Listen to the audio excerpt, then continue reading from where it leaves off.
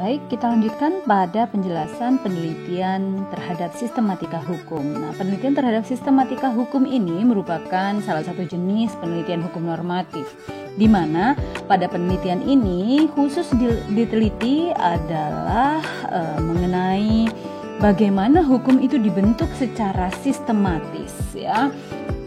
Untuk melihat bagaimana hukum itu dibentuk secara sistematis, maka kita akan merujuk pada ketentuan di dalam Undang-Undang Nomor 12 Tahun 2011, ya. Itu sudah jelas diatur di dalamnya. Artinya bahwa ketika kita berbicara tentang sistematika hukum, maka kita akan bisa melihat sistematika hukum secara formil maupun material. Sistematika hukum secara formil ini kaitannya dengan tata cara pembentukannya. Bagaimana sebuah peraturan perundang-undangan dibentuk dan dibuat, bagaimana aturan formilnya. Nah, di dalam pasal 10 Undang-Undang Nomor 11 tahun 2000 Undang-Undang Nomor 12 tahun 2011 itu jelas diatur misalkan tentang undang-undang. Nah, pada pasal 10 disebutkan bahwa materi muatan yang harus diatur dalam undang-undang itu seperti apa saja. Pertama, bahwa pengaturan di dalam sebuah undang-undang itu harus mengatur tentang ketentuan Undang-Undang Dasar 45. Nah, ini Undang-Undang Dasar 45 pasal berapa nih yang menjadi dasar pembentukan munculnya dan lahirnya undang-undang ini? Nah, gitu itu harus ada. Contohnya misalkan Undang-Undang Sistem Pendidikan Nasional ini muncul karena di dalam salah satu hak warga negara Indonesia itu disebutkan hak untuk mendapatkan pendidikan. Nah, di Undang-Undang Dasarnya maka muncullah Undang-Undang Sistem Pendidikan Nasional.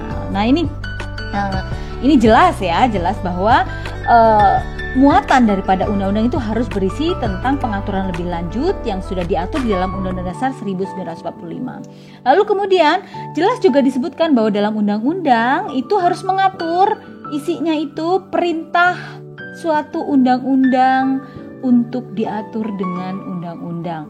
Nah, pada berbagai macam pada ketentuan yang ada itu biasanya yang sudah dibuat itu biasanya muncul ketentuan bahwa undang-undang ini akan diatur secara lebih lanjut di dalam ketentuan dalam pasal ini akan diatur lebih lanjut dalam undang-undang. Nah, itu seringkali muncul dan ini menjadi materi muatan yang harus ada di dalam undang-undang. Karena ini perintahnya undang-undang, maka dia harus memunculkan perintah itu dalam bentuk ketentuan-ketentuan yang ada dalam undang-undang tersebut. Nah, ini dalam arti sistematika secara material, ya, karena dia memuat substansi materi daripada undang-undang itu sendiri. Nah, intinya bahwa sistematika hukum ini merupakan penelitian hukum. Dia akan melihat hukum itu bagaimana tata cara pembentukannya, lalu kemudian dia akan melihat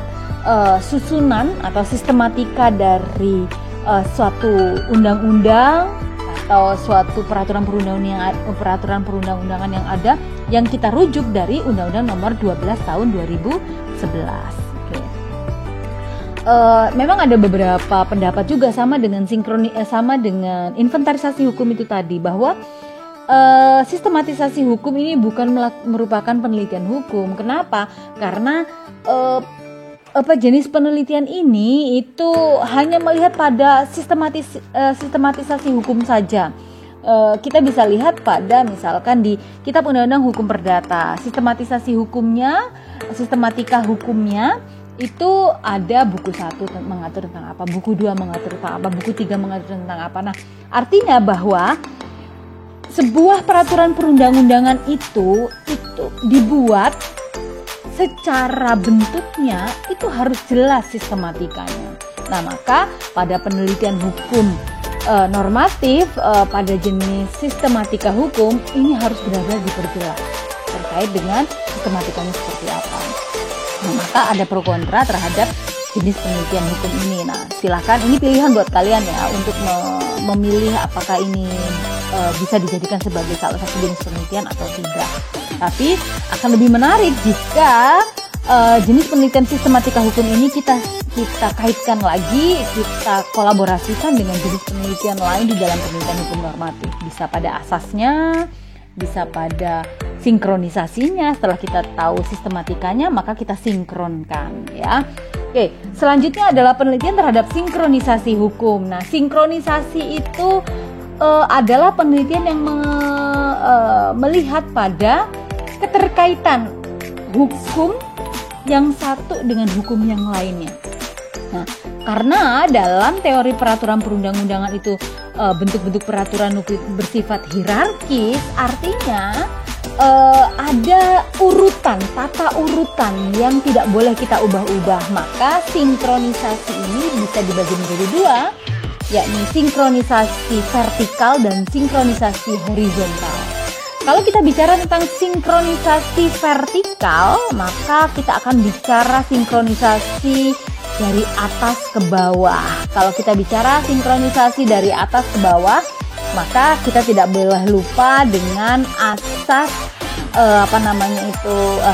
dengan teori peraturan perundang-undangan Steuvenbauer teori yang melihat bahwa sebuah aturan hukum itu dia memiliki lapisan-lapisan dan masing-masing lapisan itu memiliki keterkaitan, di mana keterkaitannya bahwa ketentuan hukum yang ada di atas itu menjadi sumber dari ketentuan hukum yang ada di bawahnya. Artinya bahwa ketentuan hukum yang ada di bawahnya itu harus merupakan ketentuan yang menjabarkan daripada ketentuan hukum yang ada di atasnya. Ini jelas di dalam pasal 8 Undang-Undang Nomor 12 Tahun 2011 itu disebutkan bahwa contohnya nih, misalkan jika ini tegas dijelaskan ya, disebutkan di dalam undang-undang tersebut, Undang-Undang Nomor 12 Tahun 2011, bahwa bila mana undang-undang itu isinya bertentangan dengan Undang-Undang Dasar 45, maka bisa dihapus ya, karena ini tidak sesuai, bahwa ini tidak sinkron. Nah, ini bisa menjadi salah satu fokus kajian ya, ketika tidak sinkron antara bunyi undang-undang dengan bunyi Undang-Undang Dasar 1945. Maka ingat, orang hukum tidak boleh menyebut Undang-Undang Dasar 1945 hanya dengan undang-undang saja. Karena undang-undang dengan Undang-Undang Dasar 1945 secara teori hukum ya, teori hukumnya Hans Kelsen ya, teori hukumnya hierarki hukum di Indonesia itu berbeda, di mana Undang-Undang Dasar 1945 merupakan aturan dasar yang melahirkan undang-undang ya. Oke. Maka ketika kita bicara tentang sinkronisasi secara vertikal, kita juga nggak boleh lupa nih sama asas lex specialis derogat lex generalis. Kenapa? Karena aturan hukum ketentuan yang ada dalam Undang-Undang Dasar 45 itu sebagai ketentuan hukum umum yang disebut dengan lex generalis, dan undang-undangnya mengatur tentang ketentuan yang khusus sebagai lex specialis. Contohnya misalkan ini di dalam ketentuan lex specialis derogat lex generalis ini, di ketentuan Undang-Undang Dasar 1945 tadi disebutkan tentang pasal 33 bahwa air, bumi, dan seluruh kekayaan alam yang ada di Indonesia itu adalah milik rakyat yang akan dikelola oleh negara dan manfaatnya akan dirasakan untuk masyarakat Indonesia. Nah, dari bunyi undang-undang tersebut yang ini menjadi dasar daripada lahirnya bagaimana undang-undang di bidang ekonomi. Nah, karena apa? Ini termasuk dengan bagaimana pengelolaan negara terhadap hasil bumi yang ada di dalamnya itu tadi, air, kemudian kebun dan lain sebagainya ya. Ini kemudian lahirlah misalkan nih undang-undang terkait dengan masalah lingkungan hidup. Nah, ketika kita bicara tentang undang-undang lingkungan hidup, maka kita di undang-undang lingkungan hidup tidak boleh melupakan ketentuan dasar bahwa pengelolaan lingkungan hidup itu harus memperhatikan ya, keadilan dan kemanfaatan yang diberikan untuk seluruh masyarakat Indonesia. Nah, ini tadi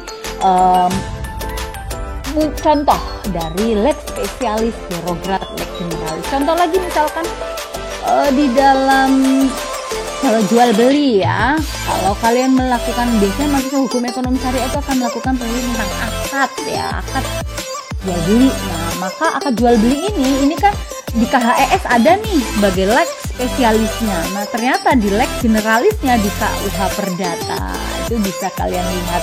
Nah, ini kan sebagai ketentuan yang mengatur umum dan ketentuan yang mengatur lebih khusus lagi. Oke. Itu tadi kaitannya dengan sinkronisasi hukum secara vertikal ya. Bisa lagi contohnya misalkan kalian ingin meneliti tentang Undang-Undang Nomor 1 Tahun 74 dengan ketentuan yang ada di dalam kompilasi hukum Islam. Nah, ini kan tadi sinkronisasi secara vertikal, ketentuan umumnya lalu kemudian ketentuan khususnya ya. Oke. Kemudian sinkronisasi secara horizontal. Sinkronisasi secara horizontal ini yang mengatur tentang apakah sudah sinkron ketentuan tentang satu perbuatan hukum yang sama dalam undang-undang yang berbeda. Sama-sama bentuknya itu undang-undang. Yang satu undang-undang nomor segini dan nomor tahun segini, yang satu undang-undang nomor segini tahun segini. Nah, ini kita akan melihat bagaimana apakah sinkron ketentuan aturan hukumnya. Oke, itu tadi contoh sinkronisasi vertikal dan sinkronisasi horizontal. Dan ini bisa menjadi isu-isu yang menarik untuk diteliti dengan jenis penelitian hukum normatif atau doktrinal yang mengkhususkan pada kajian sinkronisasi hukum.